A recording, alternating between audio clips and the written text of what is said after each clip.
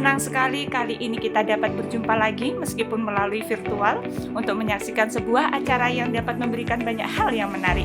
Dan hari ini saya Ning Polwan akan memandu acara kita yaitu Podcast Polda Jatim.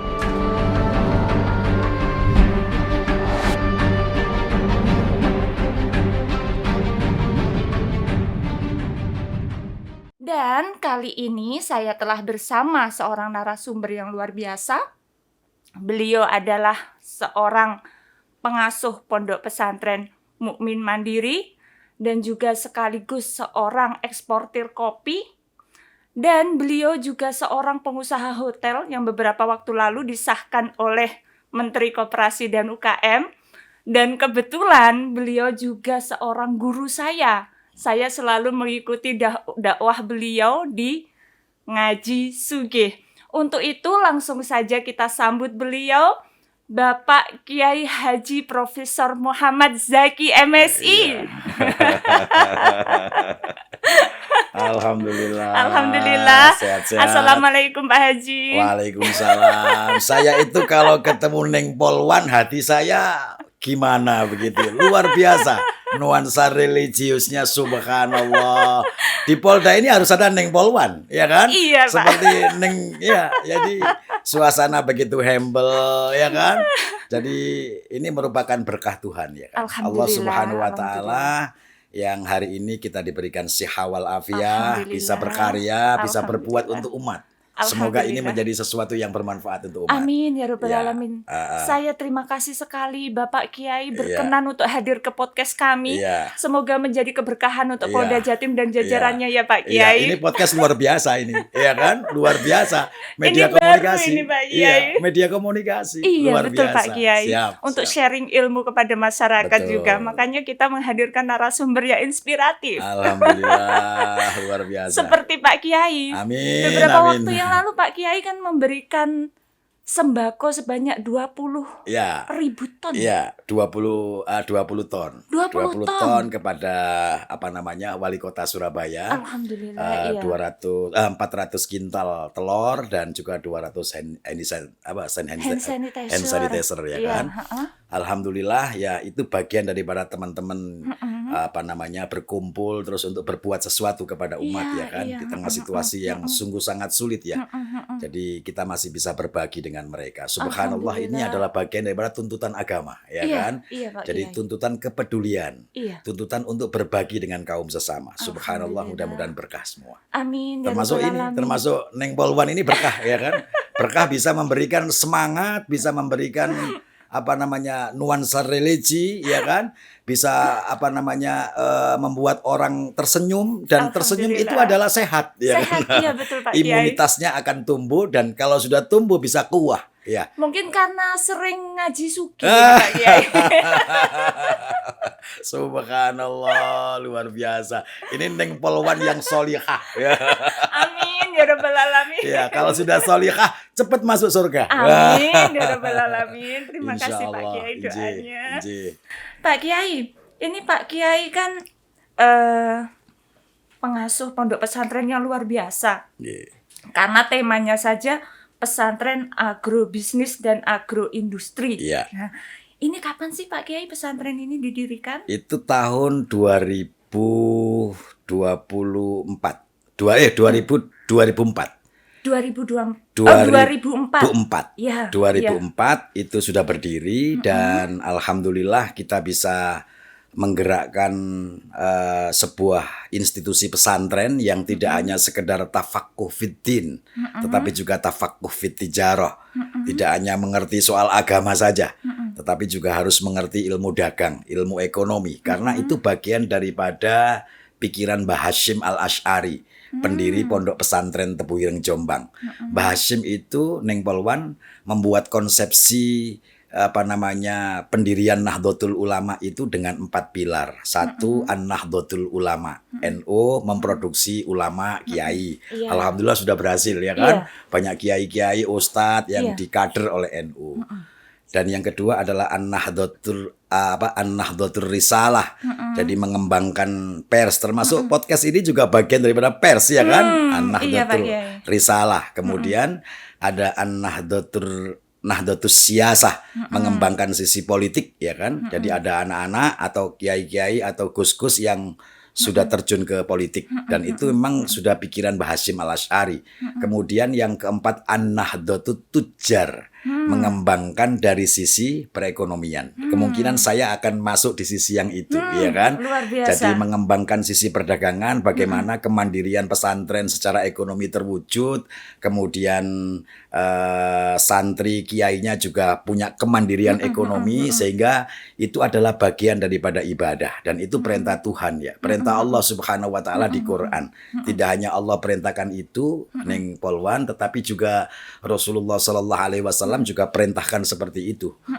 Untuk kuat secara ekonomi. Al-mu'minul qawiyyu khairun ahabbu ilallah minal mu'minid dhaif. Seorang mukmin yang kuat secara ekonomi itu akan lebih dicintai oleh Allah daripada seorang mukmin yang secara ekonomi masih posisinya lemah. Nah, ini yang kita harus garap bersama-sama. Kalau kemandirian ekonomi terbentuk, insya Allah akan ada kekuatan ekonomi di Indonesia ini, ya kan? Kekuatan yang sungguh sangat bermanfaat untuk kelangsungan umat. Kira-kira seperti itu. Di samping perintah Rasulullah juga para ulama, para kiai juga banyak yang bergerak di bidang ekonomi dan tentu inilah yang harus kita teladani bersama-sama. Contoh misalkan Syekh Abdul Qadir Al-Jailani yang orang hanya menampilkan dari sisi sufistik ya kan. Syekh Abdul Qadir itu orang ahli spiritual, tidak hanya itu. Bagi saya Syekh Abdul Qadir Al-Jailani itu seorang entrepreneur. Ya kan, seorang pengusaha yang hebat, punya industri, manufacturing industri, pabrik botol. Ya kan, sehingga beliau berdakwah ya kan, kemudian dakwah ekonomi ya kan, kemudian dakwah spiritual ya kita dijalankan bersama-sama oleh Mbah siapa namanya Syekh Abdul Qadir Al-Jailani. Nah, semua itu menginspirasi saya. Bagaimana pesantren itu bisa mandiri secara ekonomi dengan kekuatan yang ada. Bismillah tawakkalna fahuwa hasbu. Insyaallah pesantren Mukmin Mandiri Waru Sidoarjo bermanfaat untuk umat. Amin, ya Jadi Rabbal kemandirian itu adalah bagian daripada ibadah. Kira-kira Dan itu. terbukti memang bermanfaat untuk seluruh umat Amin, ya Kiai. amin, iya. Buktinya kemarin banyak sekali bantuan yang diserahkan oleh Amin, pesantren iya. Mukmin Mandiri ini. Amin. Ya, Luar tidak hanya biasa. saya tapi juga teman-teman yang lain ikut Alhamdulillah. membantu bersama-sama, kemudian berbagi, apalagi di tengah situasi ekonomi yang sungguh sangat sulit. Iya, betul. Nah, kita berbagi, ya kan? Kemudian melihat orang tersenyum itu, insya Allah hati kita akan disenyumkan Tuhan. Iya, iya. Saat manusia, saat masyarakat tersenyum, insya Allah hati kita akan disenyumkan Iya, Tuhan. iya. Seperti Neng Polwan itu menyenyumkan orang lain, ya kan? Hatinya akan disenyumkan oleh Tuhan. Alhamdulillah. Tidak akan pernah susah. Dan biasanya orang kayak gini sehat semuanya. Alhamdulillah. Iya Pak Kiai. Imunnya jadi tinggi, meningkat. Kalau sudah tinggi meningkat, kuat lah. Kuat. Insya Allah sihah wal afiyah. Amin. Itulah berkah, ya kan? Iya, Berkah. iya. Kira-kira seperti itu, Iya Neng Pak Polwan. Kiai. Iya. Oke. Ini Pak Kiai kok bisa memilih lokasi di Waru Sidoarjo Iya. Pak Kiai? Jadi begini, saya ini sejak awal punya obsesi ya. Pesantren itu kan tudingan orang lusuh, kumuh, tidak prospektif ya, di tempat-tempat yang jauh dari perkotaan. Keramaian, iya. Jauh dari keramaian. Makanya tudingan miring itu kita tunjukkan bersama-sama bahwa ada pesantren itu di tengah perumahan. Iya. Perumahan yang katanya orang perumahan elit, ya kan? Kemudian bisa bergaul, ya kan? Tidak hanya sesama mereka di komunitas mereka, Pesantren, tetapi ya. anak-anak santri bisa bergaul dengan pengusaha, ya kan? Bisa bergaul dengan tokoh-tokoh pengusaha itu. Nah, interaksi dan konektivitas itu adalah potensi. Saya sering sampaikan sama anak-anak, semakin Anda punya jaringan, konektivitas, optimalisasi jaringan, optimalisasi konektivitas itu akan melahirkan kekuatan ekonomi dan itu akan dijaring oleh anak-anak dan itu saya pikir menjadi knowledge anak-anak. Ya, betul, Makanya subhanallah kekuatan itu yang harus kita jaring. Makanya anak-anak tidak akan pernah minder ya kan? Iya. Karena menunjukkan di tempat yang bagus, yang layak dan tampilannya juga berbeda dengan pesantren yang lain. Iya, iya betul Pak Kiai. Jadi Lebih modern. lebih modern, cara berpikirnya juga modern, Iya, Pak ya Kiai. kan. Saya diajari oleh guru saya Iya. Profesor Dr. Kiai Haji Said Akil Siraj, Ketua PBNU, ya Muslim ya harus berpenampilan seperti itu, karena itu adalah tuntutan agama, ya kan? Makanya kalau sudah kemandirian itu dibentuk, insya Allah kita akan bisa berbuat apapun untuk kemaslahatan Amin, umat. ya Rabbal Kira-kira Alamin. seperti itu, Iya, Neng luar Polwan, ya biasa. kan? Pak Kiai ini aslinya dari Saya kota Surabaya, lahir di Surabaya. Surabaya. Lahir di Iya, Surabaya, iya, jadi iya. asli arek Surabaya. Luar biasa. Asli arek Surabaya. Kalau Neng Polwan asli mana? Saya asli dari ujung selatan, saya Mana Pak itu? Kiai. Trenggalek. Oh, Trenggalek, luar biasa. Jadi saya pas di lingkaran Trenggalek yang ujung itu. betul. Jadi turun gunung, sudah di situ ketemu dengan lautan, naik lagi. Naik lagi. Iya, saya turun angkot, nanti Ah. naik itu hanya bisa ojek. Allah sekarang mengangkat derajat. Amin Ya ya kan, Rabbal jadi Alamin. Neng Polwan yang solihah. Amin. Berkat ngaji sugih ini Pak Iya, Kiai. amin, ya, amin. Barokah. Barokah. Ya, Dan nggih. ini berarti pondok pesantren ini Pak Kiai sendiri yang menginisiasikan ya? Iya, kita menginisiasi pesantren yang berbasis preneur itu, berbasis entrepreneur itu adalah saat saya haji.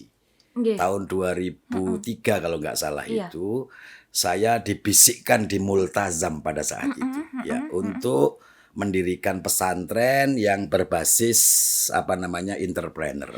Sungguh ini merupakan sesuatu yang sulit, ya kan? Iya. Karena kita keluar dari comfort zone, sesuatu yang berbeda. Sebab pesantren itu kan rata-rata hanya mengajarkan agama dulu, ya Iya, kan? dulu. Tetapi paradigma ini harus dirubah. Sekarang ini alhamdulillah banyak bermunculan pesantren entrepreneur. Pada saat tahun 2004 kita sudah menggerakkan yang namanya One Pesantren One Product. Ya kan? Iya. One Pesantren One Product. Itu sudah kita gerakkan bersama-sama dan itu menjadi disertasi saya pada saat saya S3 di Universitas Katolik Widya Mandala. Iya. Saya sekolah di sana dan saya teliti betul, ternyata yang namanya pesantren itu tidak seperti yang dibayangkan oleh orang.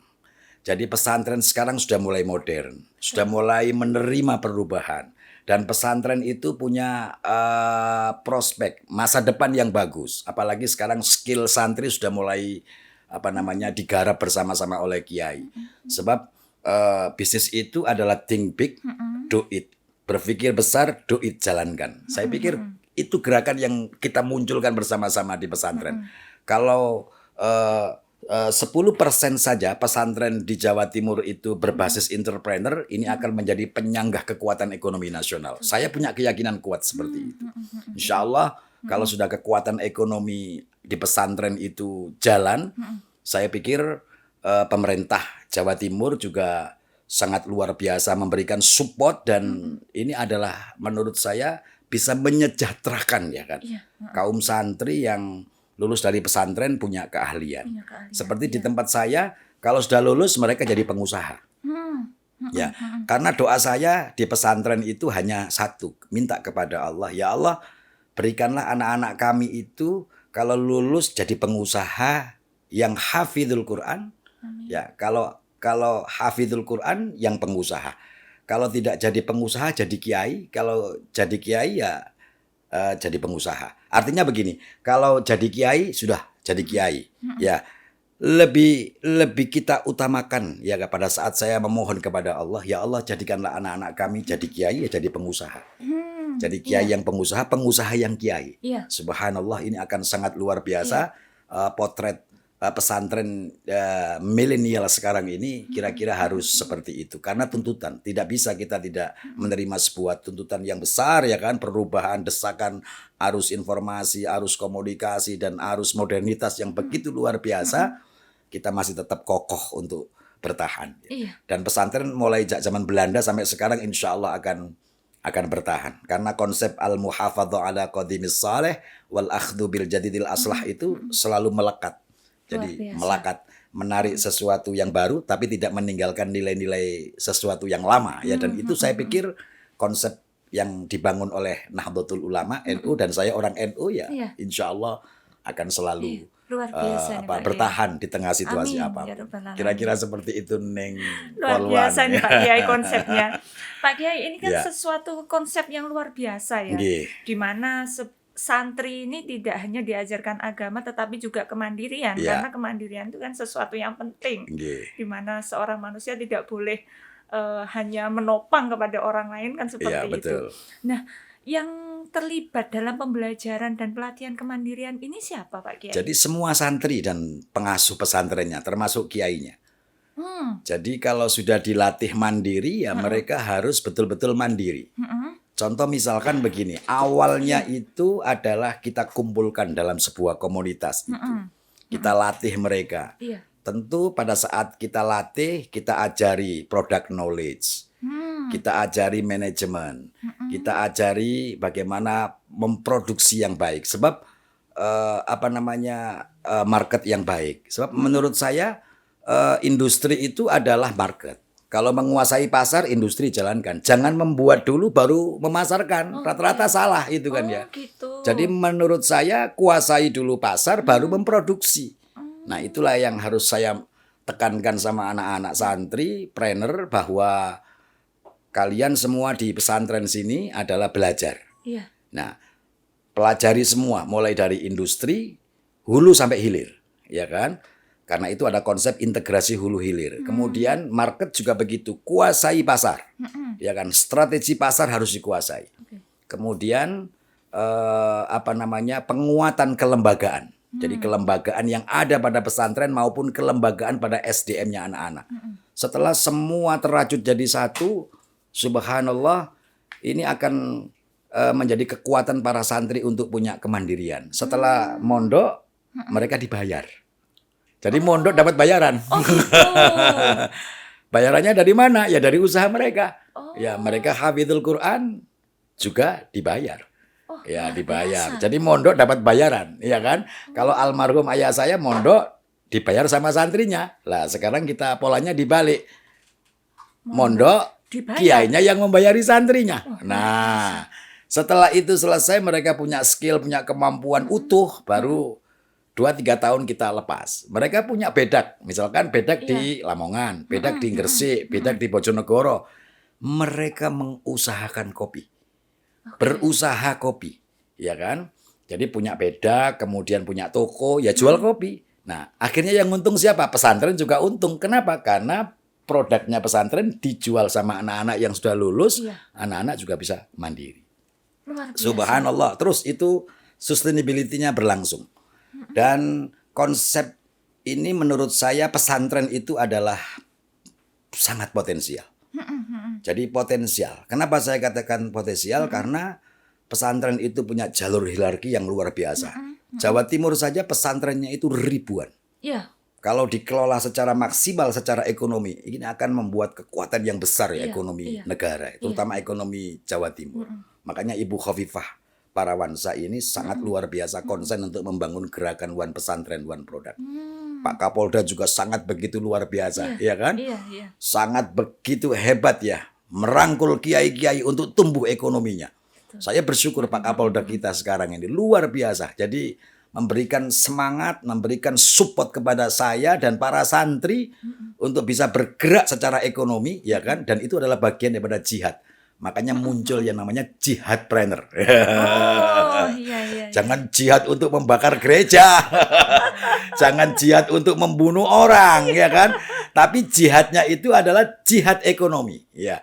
Kalau sudah jihad ekonomi, jadilah mujahid ekonomi.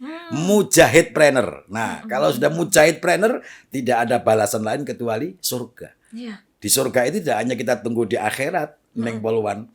Ya, kaplingan di surga itu tidak hanya kita tunggu di akhirat, tetapi dunia itu akan dikapling oleh Tuhan. Ini loh surgamu, hidupmu bahagia, sejahtera, keluargamu sakinah, mawaddah, warahmah, ya kan? Anak-anakmu berkah semuanya, usahamu lancar dan berkah.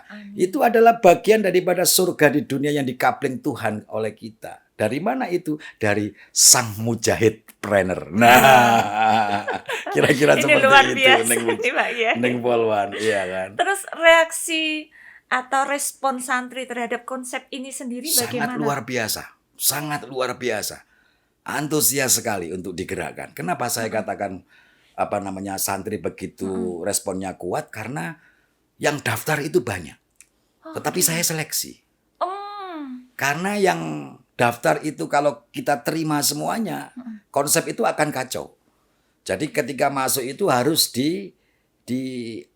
diambil atau memenuhi kualifikasi tertentu. Di antaranya adalah kualifikasi berkarakter entrepreneur. Sebab kalau santri itu berkarakter entrepreneur itu gampang. oke. Tapi kalau ada santri yang masuk belum berkarakter entrepreneur, tetap kita terima, tapi kita masukkan ke areal yang namanya areal condro di muko.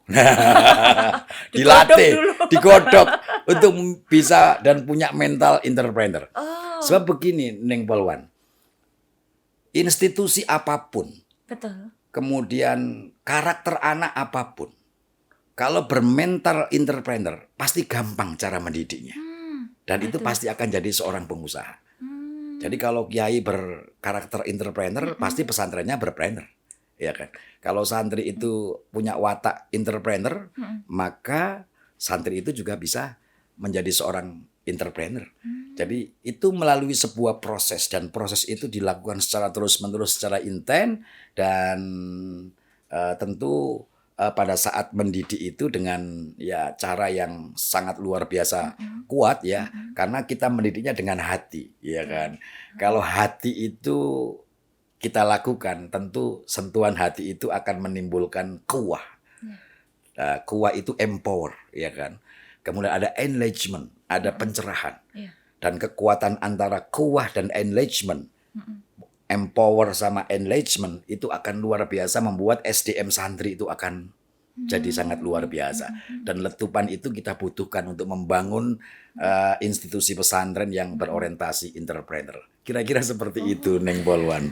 Salah satu contoh karakter entrepreneur yang dikualifikasikan di pesantrennya Pak Kiai itu seperti apa, Pak Ya. Kiai?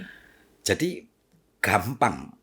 Anak-anak itu kalau sudah punya mental entrepreneur, semua itu akan dilakukan oleh anak-anak dengan cara apa?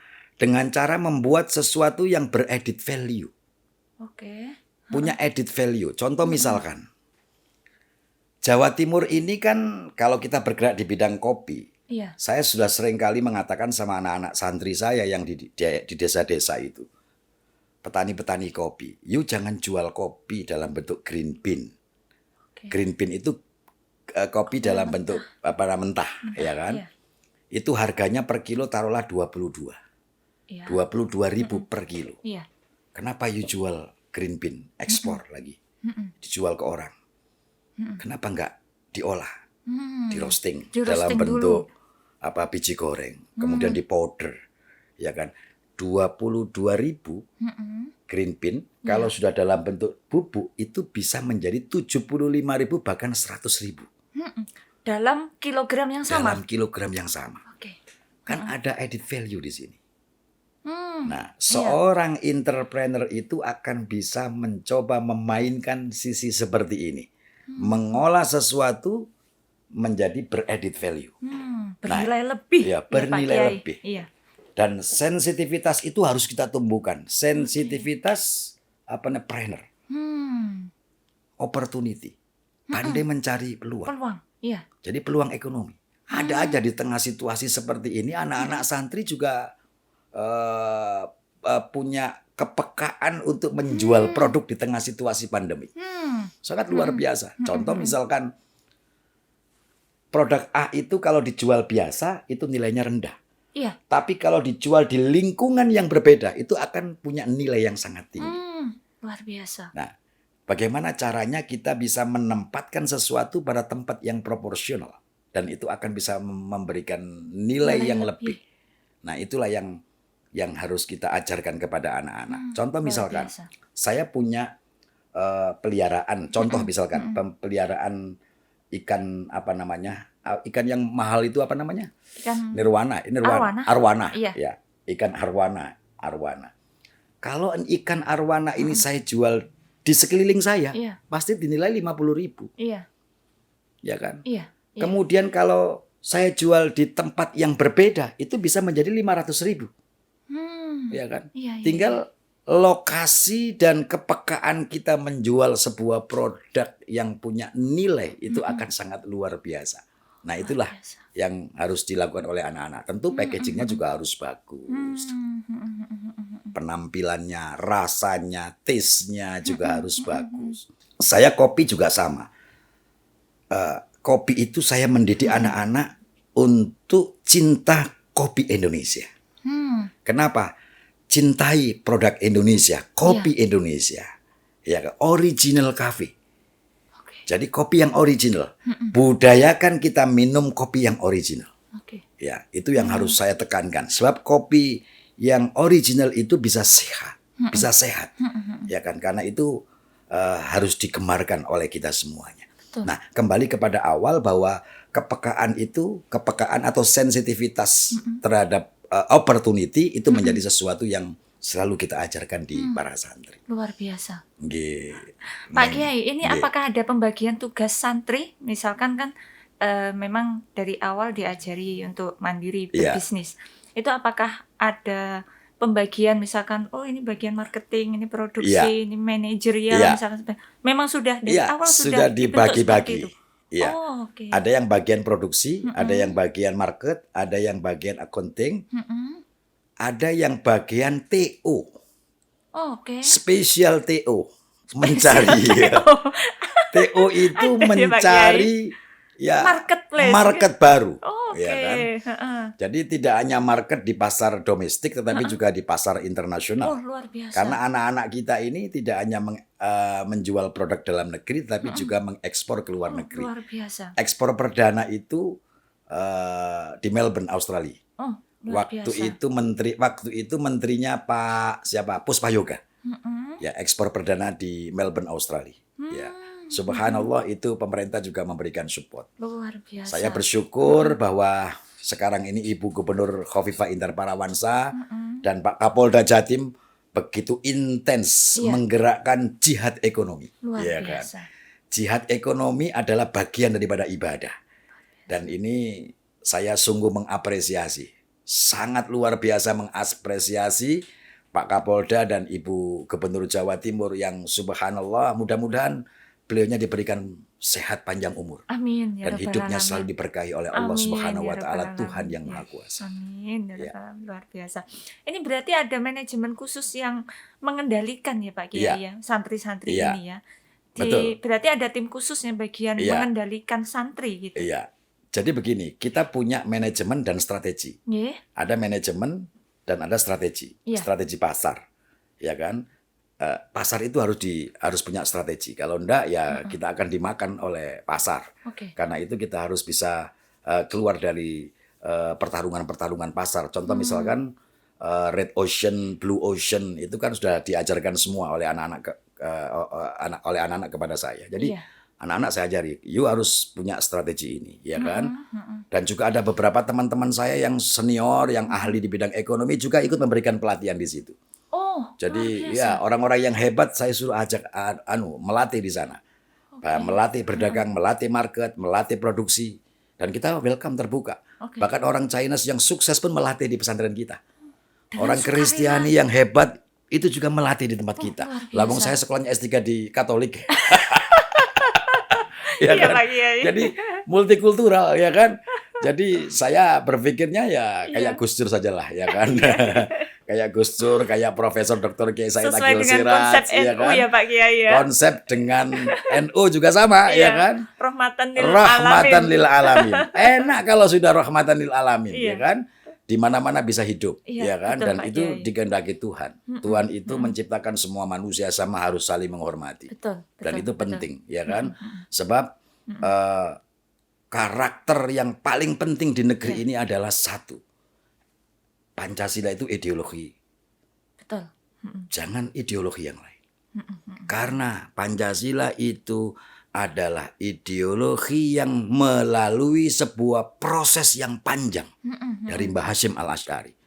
Proses istikharah yang panjang, Iya, ya kan? iya. Nah, kemudian ada proses lahiriah yang panjang.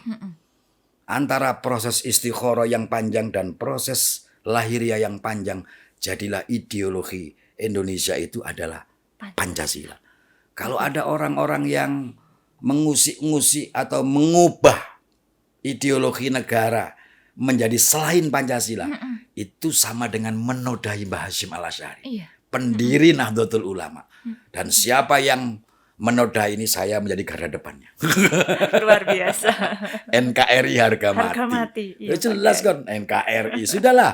Kalau NKRI harga mati enak negara Iya, itu. betul, Ya kan? betul. Semua bisa terayomi Iya, bersama. hidup rukun bersama-sama. Rukun, damai, sejahtera, ayem, tentrem, Beribadah juga nyaman, beribadah tenang saja. nyaman, bisa menjadi wanita solihah, Amin ya termasuk rabbal alamin. apa neng polwan solihah, ya kan? Amin ya rabbal Harus alamin. ada seperti itu. Ya, subhanallah. Yeah. Pak Kiai, ini kan selain santri ini diajari agama, kan juga diajari tentang berbisnis tadi. Ini sistem penjadwalannya seperti apa ya, Jadi Pak begini, Kiai? semua saya serahkan sama anak-anak. Oke. Tapi kita punya SOP. SOP-nya satu, ya pada saat anak-anak santri bekerja, belajar bekerja, itu antara jam 8 sampai jam 4. Sisanya mereka gunakan untuk ngaji, menghafal Jam Quran. 8 pagi Iya, hingga jam 4 sore. Jam 4, jam 8 pagi sampai jam 4. Iya. Nah, pada saat azan berhenti, sholat, makan, ya kan, kemudian bekerja lagi, ya kan. Jam setengah 4, ya kan, mereka siap-siap untuk berhenti.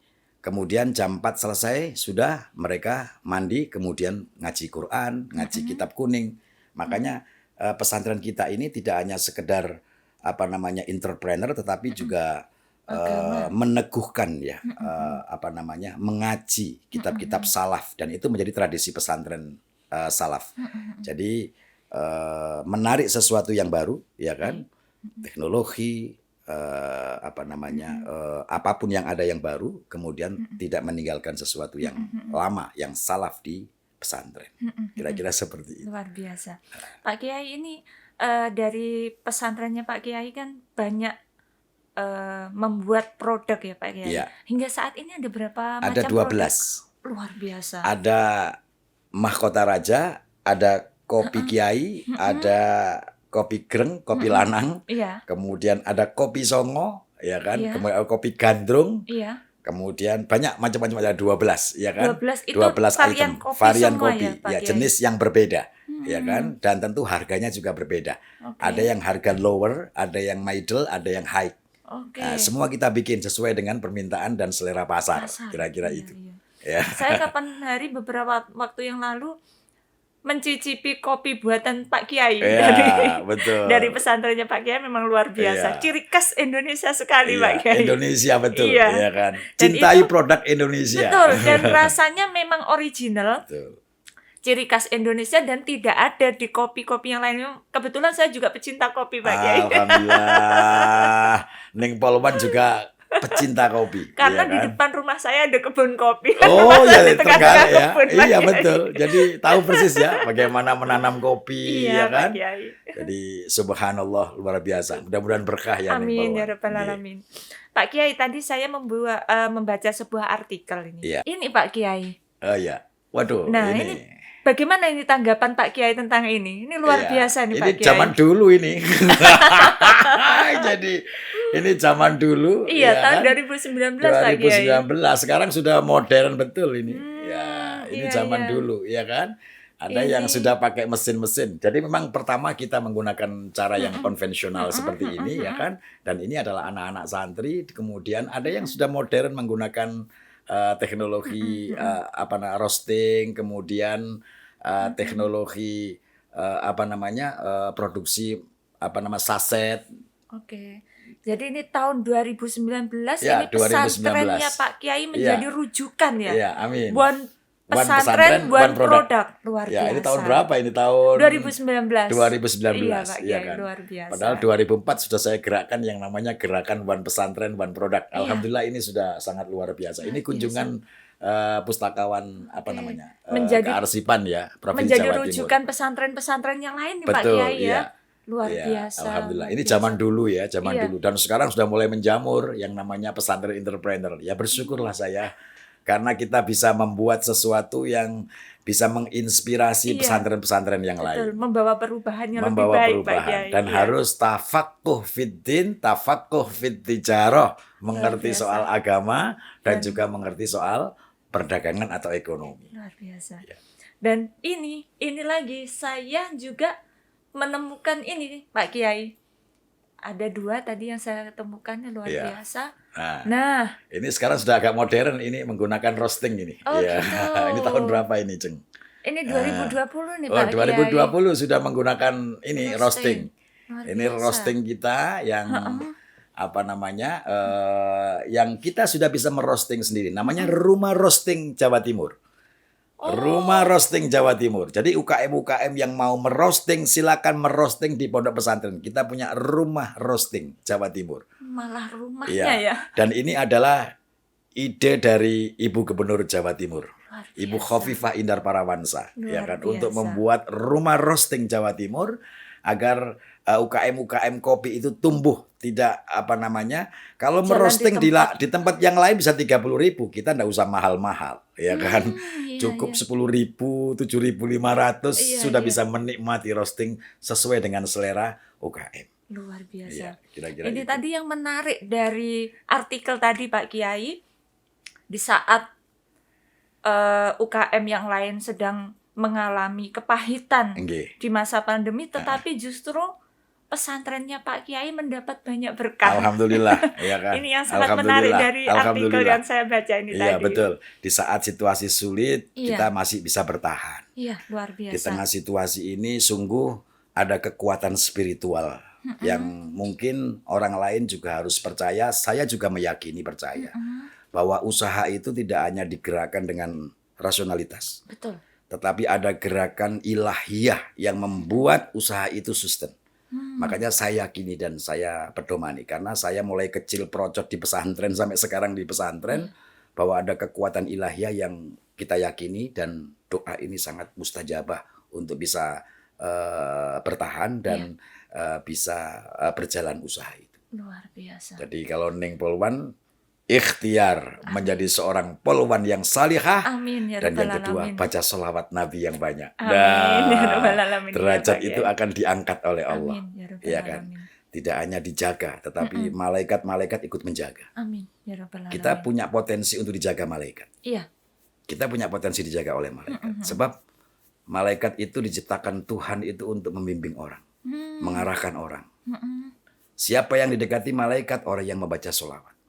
Jadi kalau orang itu membaca sholawat Nabi selalu istighfar, itu akan didekati 1000 malaikat yang akan menjaga kita. Dan yakini itu Quran. Selimu taslima. Allah akan menjaga keselamatan kamu. Allah akan menjaga kesejahteraan kamu. Allah akan melindungi setiap ide, gagasan, dan kreativitasmu. 1000 malaikat. Quran. Dan itu saya yakini. Ayah saya mengajarkan bahwa hidup jangan mengandalkan kekuatan rasionalitas. Betul. Tapi ada kekuatan ilahiyah yang membentuk kita makin kuat, makin punya power. Dan di tengah situasi seperti ini kita harus banyak berdoa. Amin ya rabbal alamin. Kira-kira itu. Luar biasa. Pak Kiai, ini pandemi ini kan memang memukul banyak pihak ya Pak Iya. Kiai, terutama UKM, pengusaha dan banyak kalangan lah tentunya. Adakah tips untuk masyarakat supaya justru mendapatkan berkah seperti pesantren Pak Kiai Iya. di saat pandemi seperti ini? Satu, kita tetap harus sehat. Iya. Untuk sehat harus mengikuti prokes. Iya. Kenapa saya katakan ikuti prokes? Sebab sesuatu yang diputuskan oleh pemerintah Iya. dan itu sudah melalui sebuah proses yang panjang. Bagi saya, prokes itu adalah bagian daripada ibadah. Betul. Dan itu adalah bagian daripada jihad. Betul. Ada sesuatu yang harus saya jelaskan di sini. Masyarakat harus paham bahwa kita hidup ini harus saling melindungi. Melindungi diri kita dan melindungi orang lain. Orang lain. Iya. Saat kita melindungi orang lain, itu adalah bagian daripada jihad. Betul. Subhanallah. Di tengah situasi ini, nawaitu kita hidup itu adalah nawaitu jihad. Betul. Nafas kita jihad. Iya. Energi kita jihad. Jihad apa? Jihad prokes. Dan itu adalah perintah agama. Hifdzun nafsi. Betul. Menjaga jiwa itu adalah hal yang sangat penting. Ya kan? Karena itu harus sehat. Ketika kita sehat, orang lain juga insya Allah akan sehat. Kenapa kita sehat? Kita ikuti prokes. Imunitas kita ini makin kuat. Dan insya Allah akan dijaga oleh Tuhan Allah Amin, Subhanahu ya wa Rabbal Ta'ala. Alamin. Lalu yang kedua, Iya. kita tidak boleh takut. Tidak boleh takut. Apapun ujian dari Allah itu, kita tidak boleh takut. Setiap nabi dan rasul itu selalu diuji Tuhan. Betul. Iya. Contoh dalam momentum seperti ini, Nabiullah Ibrahim Ismail itu diuji oleh Tuhan. Iya, iya Pak. Ya kan? Dan itu sangat luar biasa. Ya kan? Falamma balagha ma'u sa'ya qala ya bunayya inni ara fil manami anni adbahuka fanzur madza tara qala ya abati fa'al ma tu'maru satajiduni insyaallahu minas sabirin. Perintah menyembelih anaknya. Iya. Itu kan ujian yang luar biasa. Tetapi Nabi Ibrahim tidak pernah takut sekalipun. Ya kan? Kenapa saya katakan tidak takut? Karena Nabi Ibrahim punya Tuhan yang bisa menjaga. Betul. Iya. Nah, itulah yang namanya hifdzun nafsi. Ternyata kalau sudah kita punya kekuatan yang besar, tidak takut terhadap ujian. Nabi diuji, Rasul diuji, nabi-nabi yang lain juga diuji. Dan kita semua ini diuji oleh Tuhan. Iya. Makanya satu, jangan takut. Karena takut itu membuat imunitas kita makin lemah. Kalau sudah imun ini lemah, sakit. Kalau sudah sakit, mati. Kita bantu pemerintah sekarang ini. Iya. Ya kan? Jangan takut. Tapi tetap prokes. Dan prokes ini adalah bagian daripada jihad. Iya, betul, betul. Itu harus kita tanamkan. Kalaupun nanti kita saat berjihad kemudian kita dipanggil oleh Allah surga. Laisa lahul jaza illal jannah. Orang yang berjuang di tengah pandemi kemudian dipundut nyawanya oleh Allah, itulah surga. Kenapa surga? Karena niatnya sudah jihad. Iya. Jihadnya bagaimana? Menjaga diri dan keluarga serta orang lain. Dan Dengan itu adalah melaksanakan hifdzun nas. prokes. Melaksanakan prokes. Iya. Ikuti Luar biasa. pemerintah. Luar biasa. Ati'ullah wa ati'ur rasul wa ulil amri minkum. Jangan dilawanlah COVID. Jangan menjadi orang yang sombong. Nabi Rasul tidak pernah sombong ketika diuji. Nabi itu hidupnya semeleh. Iya. Semeleh itu tawakalna. Tawakal itu apa? Pasrah, sabar, lalu ikhtiar. Ya kan? Tawakal, pasrah itu tidak takut. Ikhtiarnya bagaimana? Prokes. Coba kita lihat. Yang namanya istrinya Nabi Ibrahim. Itu siapa? Siti Hajar. Memohon kepada Allah agar diselamatkan. Tapi ikhtiarnya apa? Cari air. Kesana kemari. Sofa marwa, sofa marwa. Inna sofa wal marwata min sya'airillah. Faman hajjal baita tamara fala junaha alaihi ayyatawafa bihima. Faman tatawwa khairan fa innallaha syakirun alim. Ini luar biasa Quran loh. Ikhtiar dulu. Baru setelah ikhtiar Allah kasih kenikmatan. Jangan takut, tetap prokes. Selamat. Amin. Ya Rabbal kan? Alamin. Masyarakat harus diedukasi itu. Saatnya sekarang, ya kan? Ya.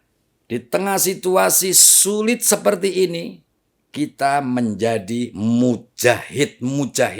Apa mujahidnya? Mujahid prokes. Dan yang kedua, jangan pernah takut. Ya kan? Hadapi semua dengan semeleh, dengan sabar, ya kan? Tapi ikhtiar. Subhanallah kalau kita ikuti bersama-sama. Sungguh kekuatan Allah. Idza arada syai'an ayyakulahu kun fayakun. Pasti akan diberikan penyelesaian. COVID itu akan segera berlalu. Amin. Ya Rabbal kan? Alamin. Bangsa ini sudah pulih ekonominya. Amin. Ya kan? Rabbal Alamin. Kemudian kalau sudah pemulihan ekonomi jalan bersamaan dengan upaya ikhtiar untuk menyelamatkan masyarakat kita dari ganasnya COVID, subhanallah itu adalah hal yang sangat luar biasa dan itu didoakan mudah-mudahan Indonesia bisa berlalu. Dan yang terakhir, subhanallah, polisi itu mujahid. Menjaga mujahid, tentara mujahid, Iya. perawat, dokter, itu juga mujahid. Amin. Subhanallah. Amin. Siapa yang menjadi mujahid? Kita semua mujahid. Iya. Ya kan? Iya. Kenapa saya katakan mujahid? Mujahid itu tidak hanya berperang, Betul. tetapi kita ini juga dalam posisi perang. Mujahid. Perang apa? Khifdun nafsi. Iya. Menjaga diri. Subhanallah. Allah insya Allah akan mendengarkan apa yang menjadi doa kita bersama. Amin. Ya Semoga Rabbal Allah Alamin. memberikan kekuatan kepada kita bersama. Amin, ya Rabbal Bangsa Alamin. Indonesia ini bisa keluar Amin. Ya Rabbal dari Alamin. krisis COVID-19 COVID-19 ini, dan Amin. kita berdoa mudah-mudahan cepat segera berlalu Amin. Ya dan Rabbal ekonomi Alamin. akan pulih kembali. Amin.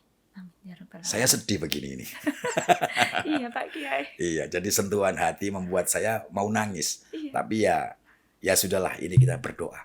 Mudah-mudahan Allah memberikan kekuatan. Kira-kira itu. Amin. Ya Rabbal Alamin. Iya Pak Kiai. Neng Poluan.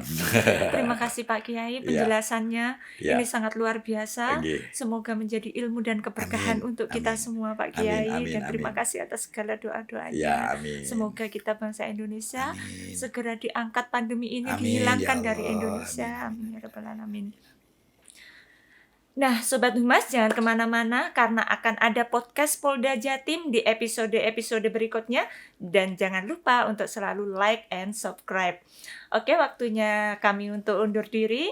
Terima kasih Pak Kiai. Nggih, sami-sami, mudah-mudahan berkah. Ya kan? Amin ya Rabbal Alamin. Mudah-mudahan berkah semuanya. Amin. Nggih. Matur sakalangkong tretan. Sampai jumpa di episode berikutnya. Wassalamualaikum warahmatullahi wabarakatuh.